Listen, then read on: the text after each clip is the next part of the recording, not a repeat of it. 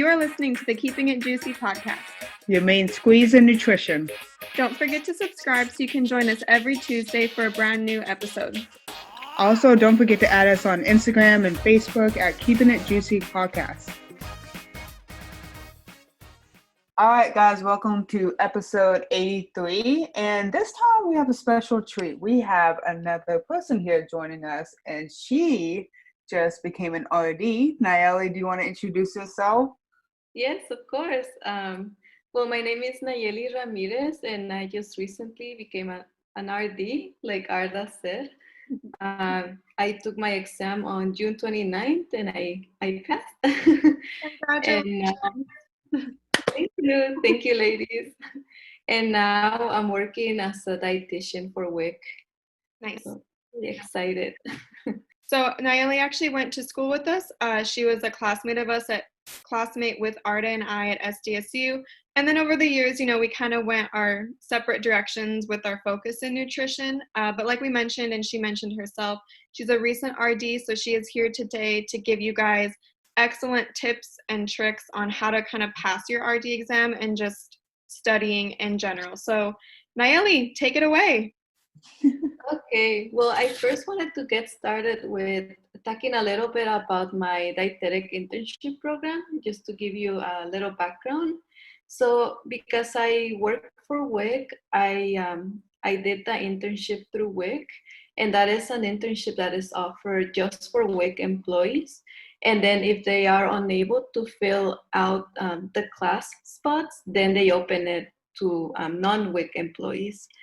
So the emphasis of my internship is community nutrition, and WIC interns are known for having a solid foundation of food service math. So WIC interns are known to be really strong with that part of the RD exam. So that was something that I didn't have to review when I was reviewing for the RD exam, because we practice food service math throughout the year. And we actually had quizzes throughout the year. However, one of the weaknesses of this program is the MNT portion. So that was something that I really had to study really hard for the exam. This is a long internship because it is part-time. So even though they tell you that it is 50 months, it actually feels like a lot longer. It almost feels like it's a 2-year internship because you start doing pre-supervised hours assignments 6 months before you even start the actual supervised hours. So yeah, it does feel like a long time that you are in school. What are the average internships? What was yours, Arda? Mine was 11 months long. Okay. But my master just added a couple months to it, but that was pretty much it. So that's a little bit of a different case as well. Okay. Yeah. So one of on the longer end of the spectrum. Mm-hmm. Yeah, so I mean, at least yours, for the length, you got your master's with that. But for mine, it was just, just to become an I mean, Nayeli, if you want to come into overdrive with my internship, you're more than welcome to, because I feel like I aged 20 years. Oh my gosh, girl, I believe it. Okay, well, anyways, so this is a long internship. Plus, you are required to complete a 3-month study program before they can sign you off to take the RD exam. And then the study program just kind of consists of weekly modules where we had a professor just come in, and she will bring different guest speakers. We had different modules of MNT or the financial management portion of the exam. We also had a situational based, how to answer situational based questions and so on. So I felt that the models were very helpful. And during that time, my program also offered, it was free for the interns. We had the Eat Right Prep study program, and that is a program through the CDR. So it is very helpful because they have 6 full-length exams. And after you take the exams, you kind of get more familiar with the wording of how the actual exam is going to be, because these are the same people that write the RD exam. So it's strikingly similar. But I felt that one of the weaknesses of this program is that you're not reviewing all the information, like you're not learning all the information you need to learn. And it's not very structured because you're just taking tests. That's it. You're taking tests and then they give you like an explanation of why the answer is wrong or what makes the answer right. So it wasn't as a structure as say the admin review, which I found to be a little bit more helpful in my opinion. I'm curious to hear, what do you use, Arla, for the IB exam? I basically used the Inman review for the majority of it. Like her CD was in my car all the time, Uh-huh. and I listened to it on repeat. Now I'm kind of annoyed by it. So just hearing her voice again, It gets so monotonous. it Yeah. really does. Nice. But aside from that, I use material from my internship, which my director did a good job of putting stuff together. And she would make us do practice exams all the time in my internship. Otherwise, I've heard people use like, what was it? Like, there was this veggies card. Do you know what I'm Oh, talking visual about? veggies, There you I think. go. People were using that. I had never used it, but I heard that was a great resource. But Hmm. I don't know.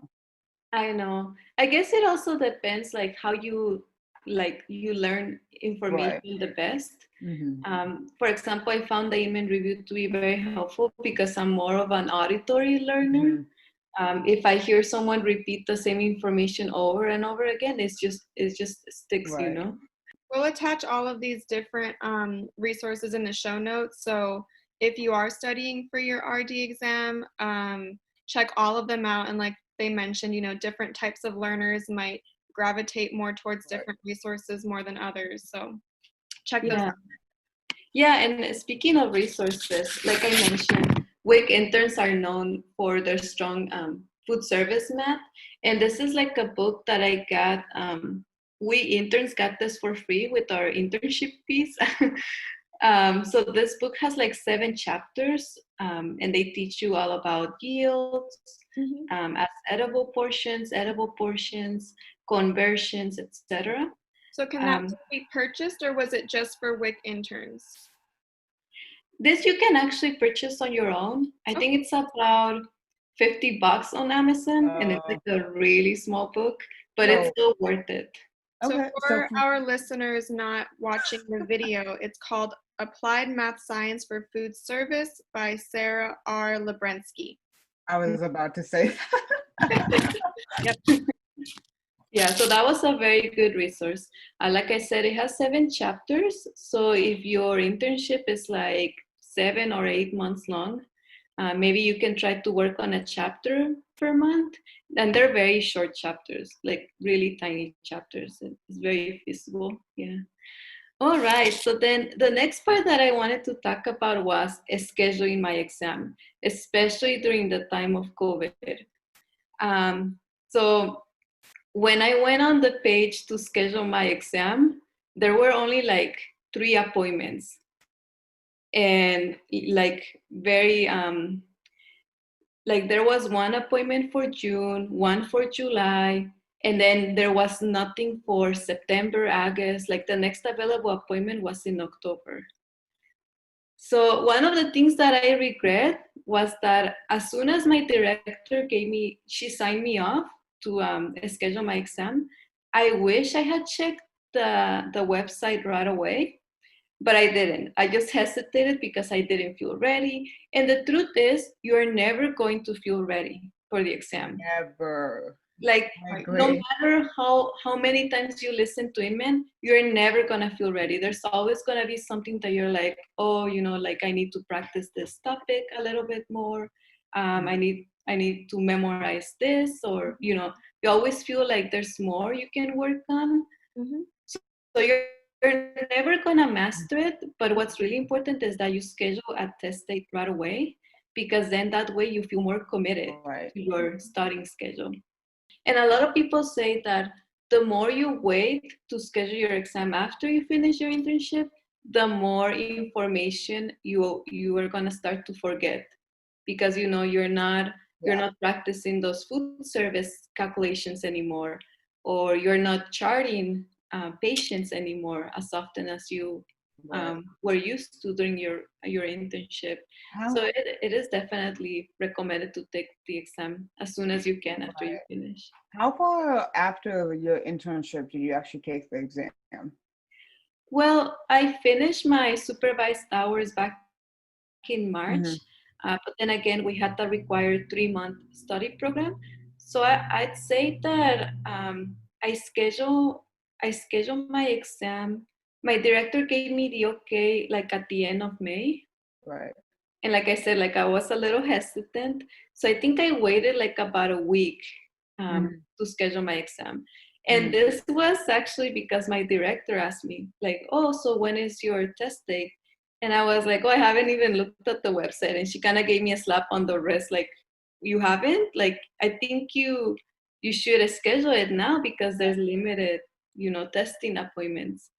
Um, so then once I scheduled my exam, I had like 20 days to really get on track with my studying. Right. um, yeah, which is like, I was already studying for the test, but it was nothing consistent. Right. I Like, think go I ahead. think it's really different with different internship because I remember my internship technically ended at the end of June, and then I graduated with my master's in the middle of August. And I was like, you know what? I'm just going to schedule my OD exam at the beginning of August.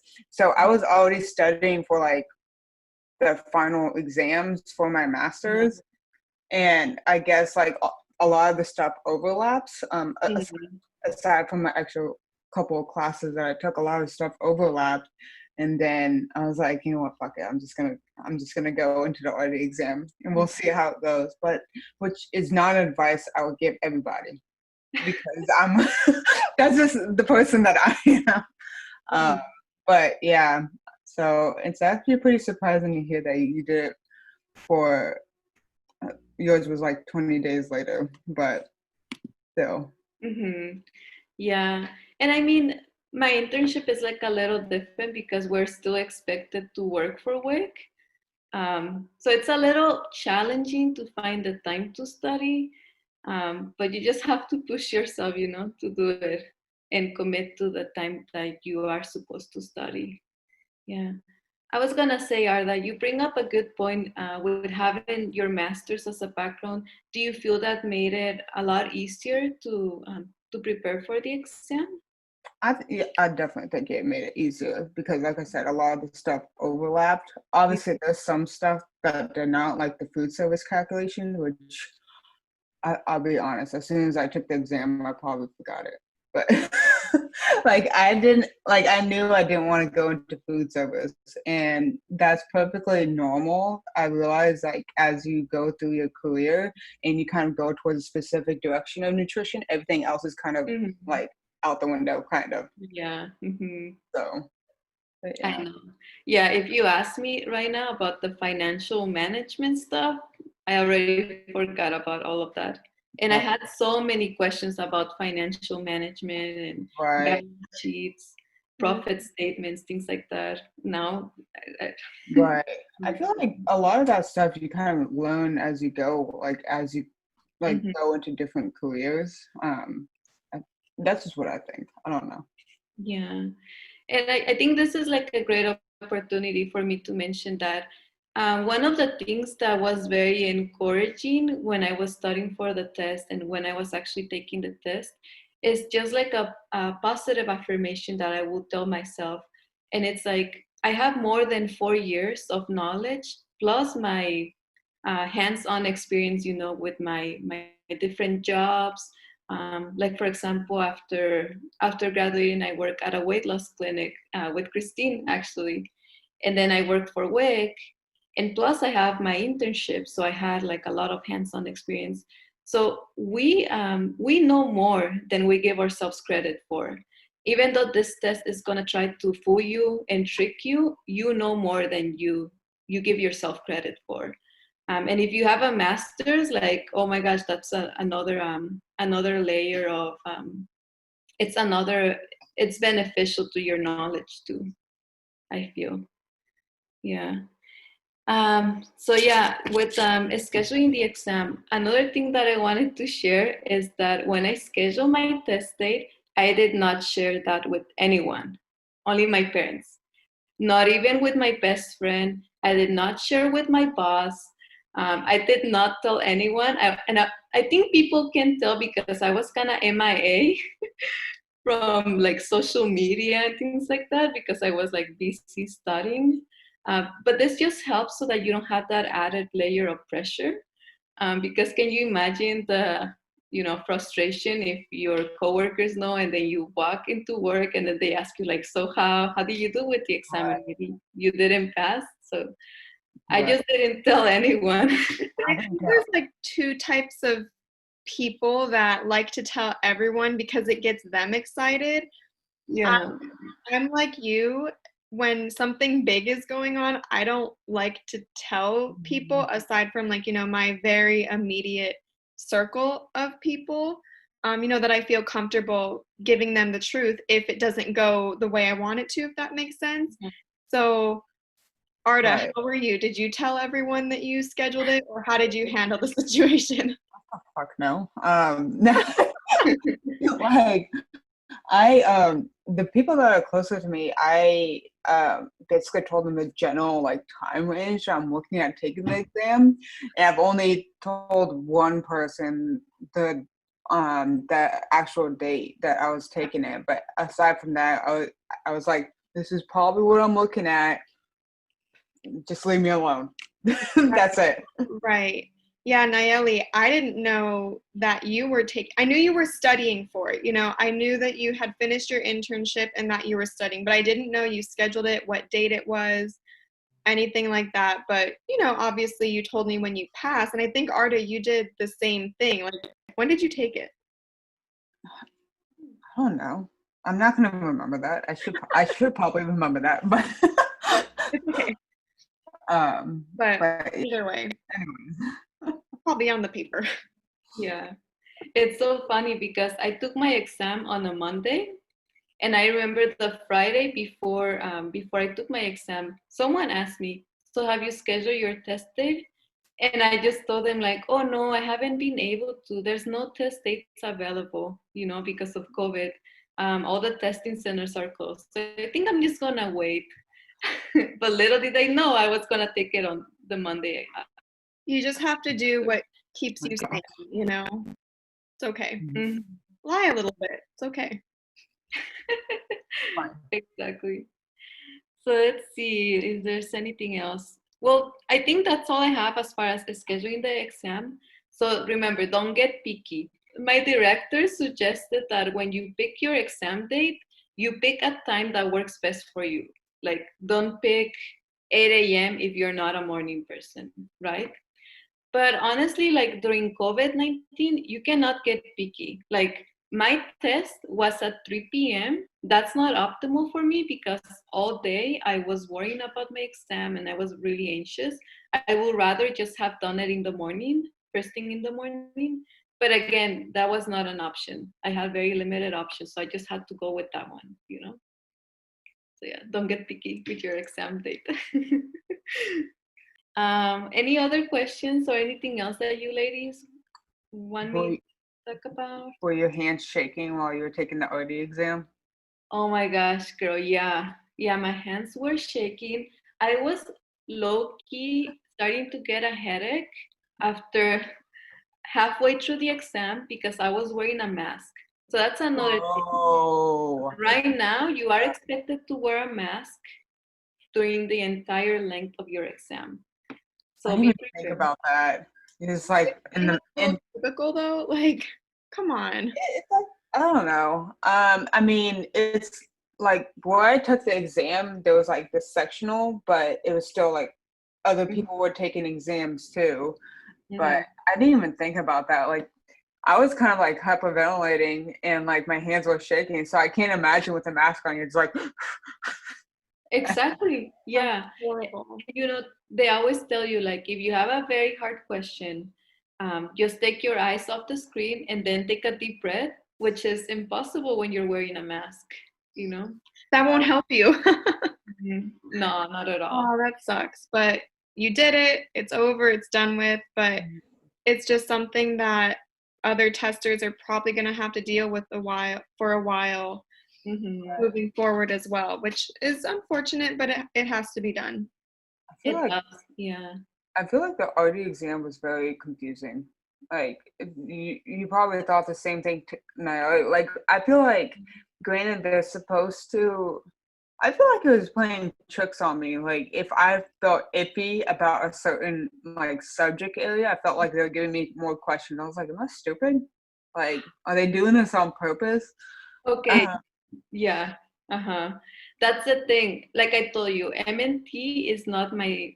I mean, like I feel okay with MNT, but during the RD exam, I kind of lost my confidence because I kept getting two feeding questions.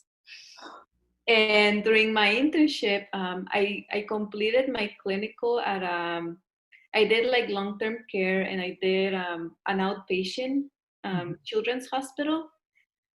So I didn't get a lot of exposure to tube feeding. So that was just something that I kind of had to teach myself. But I probably got like 10 questions. So I for sure was not getting those right because I kept getting them. And you know, the RD exam, it's a smart test.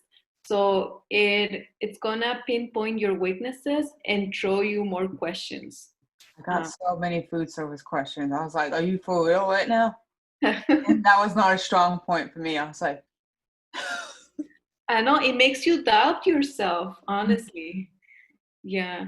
But speaking of doubt, one of the things that I did during the exam that I recommend everyone watching this podcast to do is that whenever I felt defeated, especially with those two feeding questions, I will write my name on the scrap paper that they give you, and then I will write RD next to it. And that just serves as a reminder for what I'm doing this, you know, like, okay, you're doing this so that you can put those two letters next to your name and you can become registered. So that was something that kind of helped me keep the momentum going when I was ready to throw the towel. And I would recommend everyone to do that because it just kind of helps you, it helps you stay motivated. Yeah, for sure. And then as far as general studying tips, like you mentioned, taking practice test questions are very helpful. And I would definitely recommend everyone to do like 20 or 100 at a time, maybe per day, at least on the week leading up to their exam, so that you're getting that practice, you get familiar with the wording of the questions. That really helped me a lot. Yeah. What other questions come to mind, girls? I just think it's really important for everyone to know that it is an exam that will pinpoint your weaknesses. So you've really got to study everything, right? And be aware of your weaknesses and know, okay, if I'm getting more of these questions, that might not be a good sign. And I think you shared with me before, is there like a cutoff for how many questions you get and then it goes into extra, or can you explain that a little bit more? So I believe that you get 150 minutes to complete the exam. yeah. And you either get 125 questions. So the test may stop at 125. And that can mean two things. That can mean, boy, you're a genius. You are so good, we don't need to toss you any more questions. Or it might mean, boy, you're so stupid. Even if we throw you a couple extra questions to make up points, you're not gonna pass. So it can go either way, right? So That's so ridiculous. it is ridiculous. It's like, you know, and when my exam, when I got to the 125 question, I stopped, I prayed, and I was like, please stop here. Please don't embarrass me any longer, please. And actually, that was my last question. So, Oh my gosh. Yeah. Yeah, they really do fuck around with the questions, and they add sorry, I don't know how else to describe it. Like they add more questions, and like my friend had less questions than me, and I was like, what the hell is going on? And I'm trying to look at somebody else to see if they're looking out too, but they're not even taking the same exam. So I'm just kind of like, just take a And deep. aren't some questions like harder than others and like worth more points? So like Yep. you don't know what you're walking into. So everyone's exam experience is going to be so different. And Yeah, and all dietetics questions and answers are like all of them can be correct, but you have to pick the most correct. And you're just like, well, what the fuck? Yeah. I know. The best. Yeah. So that was the other thing. Like I was having a really hard time answering the situational questions. Mm-hmm. But I remember reading this from the Inman review, where basically when you're answering those situational questions, not only do you want to put yourself in that position where you are the dietitian or the manager in charge, but I feel that the key, the theme of those questions overall is that you always want to investigate and assess before you jump the gun. Mm-hmm. So if it's asking you for like, I don't know, like, oh, you're gonna discipline an employee, before you even do that, you have to, I don't know, like investigate, like ask what happened, or if someone is like record keeping, maybe reading those records, things like that, before you jump the gun and discipline the employee. So I noticed that was like a key theme with all those questions. Gotcha. There was a couple questions that I remember. They were describing one person, and then all of a sudden they started talking about another person and asked a question about that person. I was like, so you threw the first person in just to throw me off. Just to see my attention. I was like, I know what you're doing. I need you to stop it. Just right now. I've also heard when like taking multiple choice exams to if the answer says always or never, there's a strong chance that's not the answer because there's always situations. So if something says always, suggest this, no, there's always going to be some sort of contraindication or situation where always or never is not applicable. So you can maybe eliminate one or two questions just by thinking outside the box. It's never always or never going to be this or that type thing. Right. Yeah, and that's actually a very good testing skill that I learned. Always eliminate the answers that you think are wrong right away, and that's usually like a red flag if they have always or never right in the answer. Definitely. I don't want to relive that experience, so I'm glad yours is over with. Girl, yeah, I know. I was like low-key getting a headache yesterday when I was typing my notes because everything was coming back. Like, Like I remember the day of the exam, I woke up and I was reciting like the formulas for break-even point and calculating meals per hour, and like I was just reciting them. So it drives you crazy. It does. Yeah, it can just go crazy. It's like you're having heart palpitations throughout the day. Because my exam was like at around 3:00 too. So mine was actually all the way in Houston. So I drove out super early. And I was literally just sitting in my car going through everything up until I had to walk into the building and then take the exam. So how come you had to drive to Houston? They didn't have testing centers nearby? No, they didn't. At least, I mean, they probably, if they did, it probably wasn't anytime soon. Because I live in a more rural area, so there's not a whole lot of opportunities versus Houston has like 50. So, and plus, like, I wanted to get a job right away, so I was like, that seems like a good idea. And then I went with it, which, like I said, don't take my advice because I just wing everything. Like, I mean, I'm sure, Nayeli, you seem more like the type A dietitian, and I'm definitely like the type B dietitian. I already know. Yeah, I think I can put up that facade really well. You have to. I mean, when you take that exam, you have to pretend that you know this. You have to have a lot of confidence in yourself, You can let yourself be defeated if you get like a hard question on the exam. You just have to move on and keep your head up high, have confidence in yourself. Right. And even if you don't pass the first time, I remember from my internship class, there was a couple of other people that didn't pass the first time, but they passed easily the second time. And I mean, that really goes to show what type of testing person you are, not exactly that you are the person at fault. So that's something to keep in mind. Because this test sounds like a beast. So even if you were really good at tests, in college, A, B, C, or D, doesn't mean that you're going to be good at taking the RD exam. It doesn't really necessarily reflect your knowledge. It's just a different type of exam that testing you as an individual just as much as your knowledge. So keep that in mind too. I have known so many people who have taken the exam multiple times and they are great dietitians. It's no reflection of them in their career or their education. It's just a tough exam in general, no matter what the curriculum would be. Right. And it's better than any online nutrition certification. It's you can't even compare. So keep that in mind too.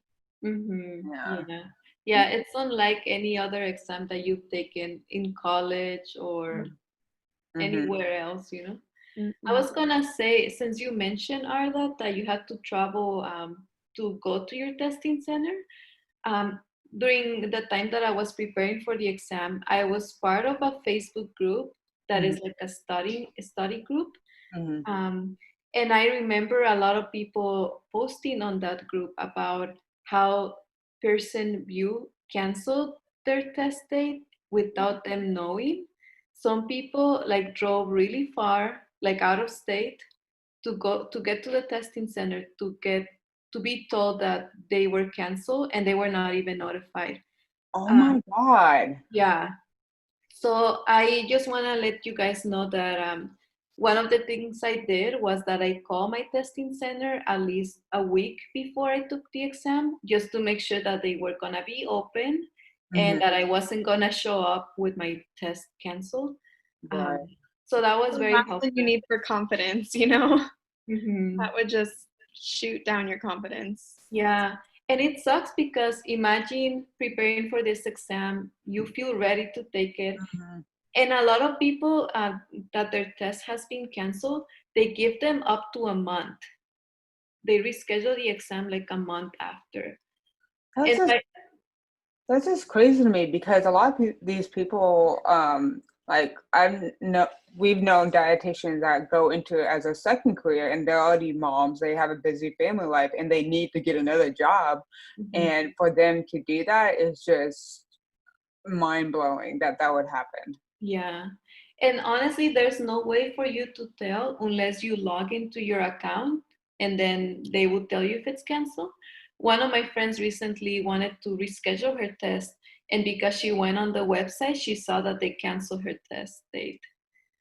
So you just have to be on top of it. Call them if you need to call them. Just make sure, because honestly, like when I got to my test date, I felt very burnt out. I did not want to study anymore. So I cannot imagine if my test was moved like a month after. I will probably just take a break from studying and maybe schedule it later, Right. Yeah. I would say if you're studying a lot leading up to the exam, I remember the last 2 days, they always recommend to take the last 2 days off before studying. I never really took it off, but I was definitely a lot more relaxed in regards to how I was doing it. And I was perusing through the notes. And then the day of, I was like, but